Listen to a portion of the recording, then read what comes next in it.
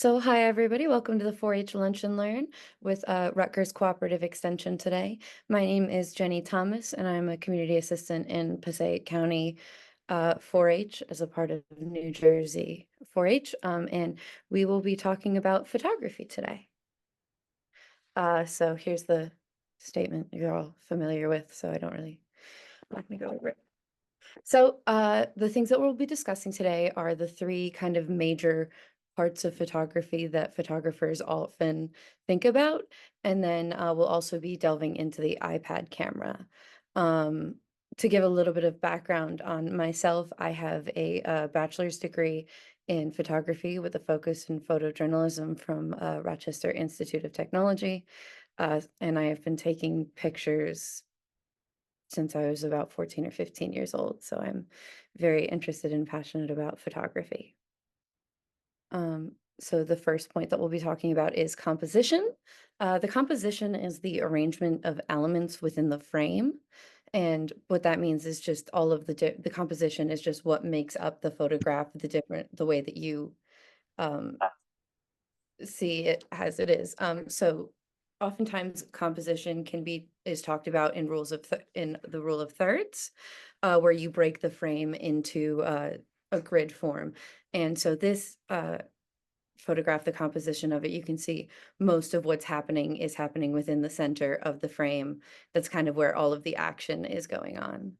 This picture is from our event this weekend, Pictures with the Grinch, and that is our fearless leader, Marissa Staffen, if anybody knows her. She's our wonderful lead on this whole project, as well as her daughter and our other colleague's daughter and her dog. So when we talk about composition, we often think of the rule of thirds. So this is another example of using the rule of thirds, but in a different way, where the subject, being a dog, is taking up roughly 2/3 of the frame, and the remaining third is just kind of left blank. Um, this is just kind of the way that like we as humans tend to be more appealing of looking at images, is following this kind of like general rule of composition. So for example, this is often used historically, like this picture of the Hindenburg disaster taken by Sam Shear in 1937, after the Hindenburg crossed the transatlantic. You can see that using the grid, the kind of major impact points of this image intersect with that 3-point grid system. The same thing can be said for the raising of the flag at Iwo Jima, taken by Joe Rosenthal in 1937. The image also kind of perfectly aligns up with that grid. It's not that they could have had a grid, the photographers could have had like the grid within their viewfinder, but they also kind of follow that, knowing what makes a good composition, what makes a strong image, and what makes an impactful image. So kind of following that rule of thirds can create a much more impactful image. The image, you can also kind of, once you learn to follow the rule, you can also kind of learn to break the rule to create really impactful storytelling as well. So in the iPad, you can actually turn on the grid when you're using it to take pictures, to kind of train yourself by going into the settings, going into camera, and then just flicking that grid on. The other two below it, the level, you can also use, that will give you whether or not you're holding the iPad straight. So if you want to make sure that you're creating like a level image, you can turn the level on, and it's just kind of like a yellow bar that'll let you know if the iPad is level to the ground or not. That's really helpful if you're setting up like a video that you want to do, is turning the level on. So the next point that I'm going to talk about, that photographers, a major thing that photographers use, is searching for the light. This image was during our summer science series this summer. That's one of our physics teachers just setting some hydrogen on fire to show how flammable it is. And so searching for the light and like kind of finding those impactful moments is one thing that photographers do. Another example of using the light is in softer settings.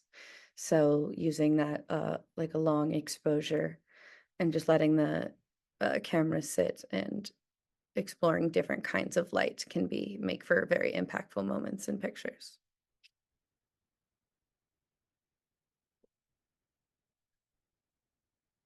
And so the third major thing that we go through with photographers is photography is about where you stand and when you push the button is a common thing that we say to each other. And that's talking about perspective.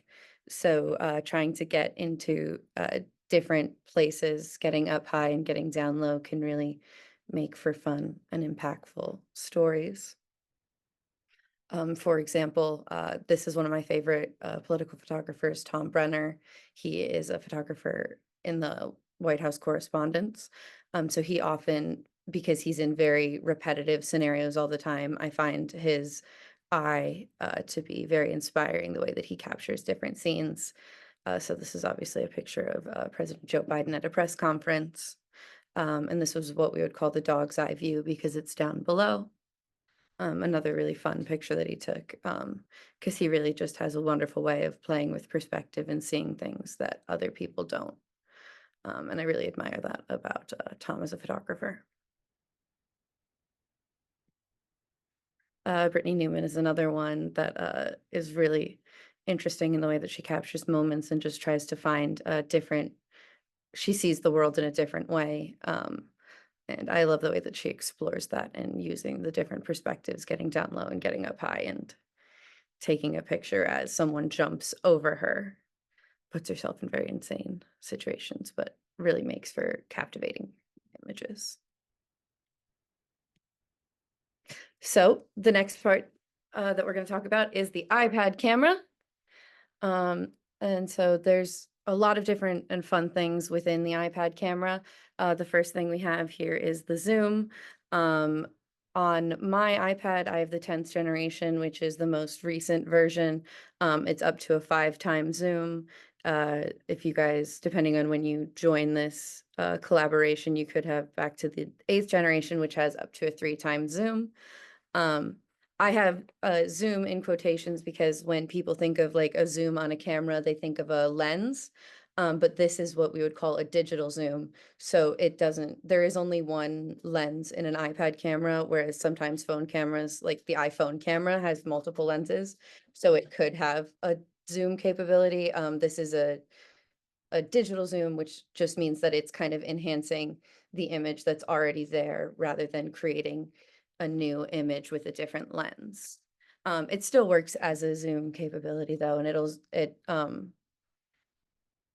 it's not, so if you notice that your images are grainier on zoom, that's why, is because it's just digitally zooming in and not physically. The next thing in the iPad camera is the turnaround. And so that switches which camera you are actually in control of, whether that's your front-facing camera or your back-facing camera. So this one is the live photo. As you can see, I have the live photo off. If you are going to be in a program that you're taking a lot of pictures all the time with all of the iPads, I would recommend turning your live photos off. Because the live photos are super cool if you want to capture like a moment that's only going to happen once. But if you're going to be just taking pictures all the time, the live photos do take up more storage, which can be an issue down the line, depending on how many pictures you're going to end up taking. And with some projects, you do take a couple hundred pictures easily. So I would just recommend turning live photos off. The next is the timer. So the timer has a 2-second, a 3-second, or I might actually no, I think it's a 3, a 5, and a 10-second delay so that you can set up an image, click the shutter, and then it'll just delay it from happening, which can be really useful in depending on what you're using the camera for. Next is the shutter button. This obviously is the one that takes the picture. So if you just click it once, it'll take a single image. But if you press and hold, it'll take a burst of photos. And depending on how long you hold it down, the burst will go on for a very long time. So that's, again, where you might want to turn that live photo off because those can take up a lot of room in your storage. Next are the photo/video features that the iPad camera can do. If you scroll up, you get to the video features on that scroll, and if you go down, you get to the different photo features. And then this square directly beneath your shutter button, or to the left if you're holding it vertically, is how you get to your photos or videos if you don't want to exit the camera and go to the Photos app. So the different features within the iPad camera for the video, we have the slow-mo and we have the time lapse, which we'll be going more into next. And then for the photo, we have the square, which is really just a preset that you can use for Instagram. If anyone here uses Instagram in any of their, to show off any of their programs, that square is very helpful because it is the shape that you want your Instagram picture to be, so that you can kind of make the composition correct within a square rather than having it be a big picture that you then have to crop. And then the other one is the pano/panorama, which is very long pictures. Those are helpful if you're going to be out in the farm, or if you're going to be on a hike and you want to show just like a huge space. Using the panorama can be really cool to show that kind of thing off. And you can now actually post panoramas on Instagram. You can feed them together to show off some really cool spaces. So in terms of the video, the slow-mo feature is actually a lot of fun and it's super easy to use. I'm gonna play the video. I would recommend using it during different experiments. It's really fun to do with like the little ones. So this is now the slow-mo is set in. Um, so like clover buds can do things with slow-mo, like this activity I used with my kindergarten to third grade club, and they had a really fun time watching the video slow down and doing silly things with it. Um, and this is just something so simple, like using a clear cup to put color food dye in. You can also, if you do any like simple science experiments with like baking soda and vinegar, it's very cool to watch the slow-mo happen. You can see I just kind of did this on my desk. So slow motion, the way that it works is it is actually taking more pictures per second than a regular video. So your standard video takes 30 pictures per second. Like a television that you watch is usually 30 pictures per second. For the slow-mo to happen, this is 240 pictures a second, which really allows you to slow it down. Oh, there's the red dropping in, which looks pretty fun. I could just kind of watch this for hours, I won't lie to you. And it's a lot of fun to watch, and it's very cool to do. You can switch the settings around a little bit in the iPad.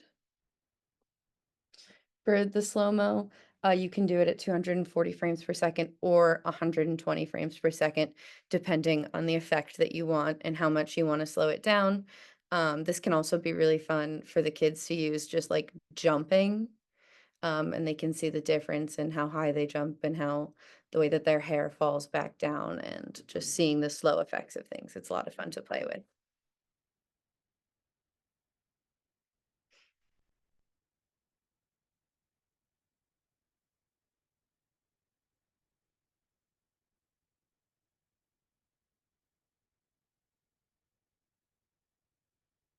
Mm.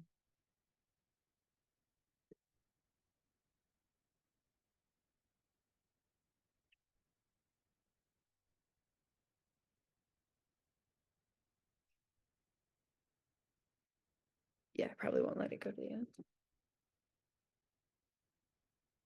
So here are the camera settings that I was talking about before. You can see at the very top we have the record video, um, and the standard is 30 frames per second. You can change that to 24 or to more frames per second. I wouldn't recommend it just because 30 frames per second is the standard for that screens are used to using.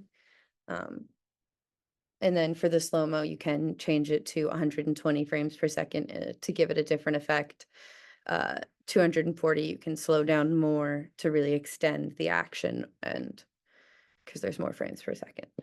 Um, and then within the formats that we have, there is the high efficiency format for the images and then the most compatible format. So you'll notice that if you don't have, if all of your products aren't Apple products, sometimes there are certain softwares that have trouble opening Apple pictures because they're saved as .heic or high efficiency format. This is high efficiency with Apple software. So sometimes if you are working on older PCs or Linux computers, you may have to change the format to most compatible, which will automatically save the images as .jpegs. So if you ever have trouble with photos on older uh, technology, you can just change the format in there, and that'll help you out with that issue. Um, all right, so the other fun video thing that you can do with the iPads is the time lapse. I know since we are 4-H programs, we often deal a lot with like hatchings, whether that be chickens or ducks or hatching caterpillars. And so I created a time lapse of the caterpillars that we did for our 4-H program. So this time lapse was about 48 hours long. So obviously I had to plug in the iPad in order for the camera to be able to record continuously for that long. So I just got like an extension cord and plugged it in, and here's my setup. And then here is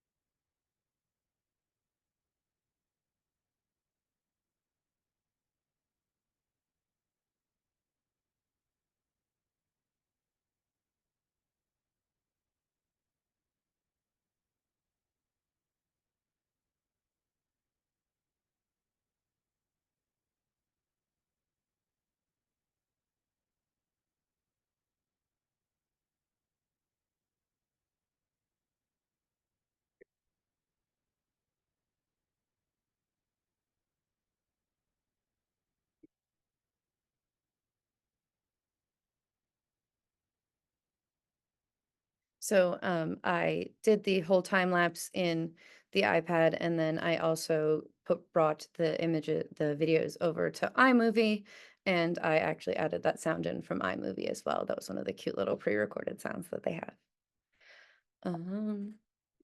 There we go.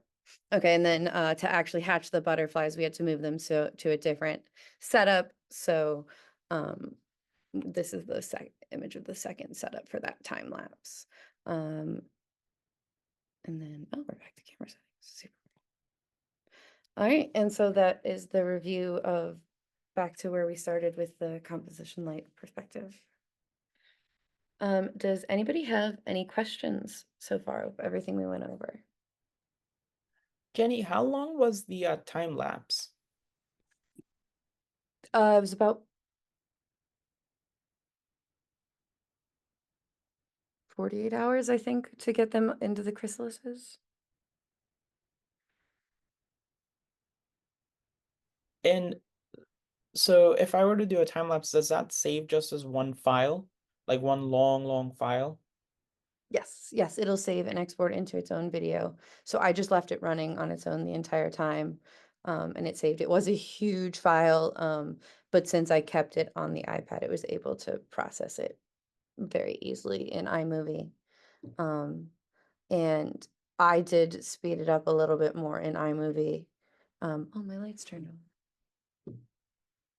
Okay, that's fine. It's dark in here. Sorry, motion sensor. I wasn't moving enough. But yeah, the time lapse.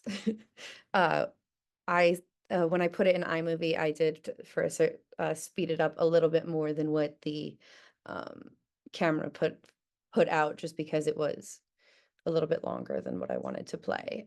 But that was very easy to do in iMovie. I actually didn't know how to use iMovie, and I went into the Apple Community Education Initiative page, that everyone can create page, and I was able to find a step-by-step tutorial to walk me through how to start using iMovie, because I know how to use the fancy programs, but iMovie is very, very user-friendly once you start getting going with it. And Um, so uh, in the future, I will actually for the time lapse, I am hoping to use it for our embryology project in I want to say we're doing it in April this year at one of our schools. I'm going to try to leave an iPad with the kids to see if they can get a time lapse of it set up to hatch the chicks, which I think will be a really fun project for them to do.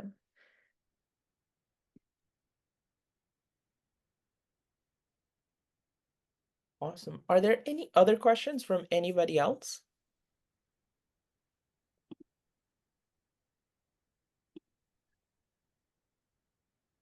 Oh, all right. Well, thank you, everyone. Thank you, Jenny, so much for teaching us a little bit about the camera, about photography as a whole. I hope that everybody enjoyed.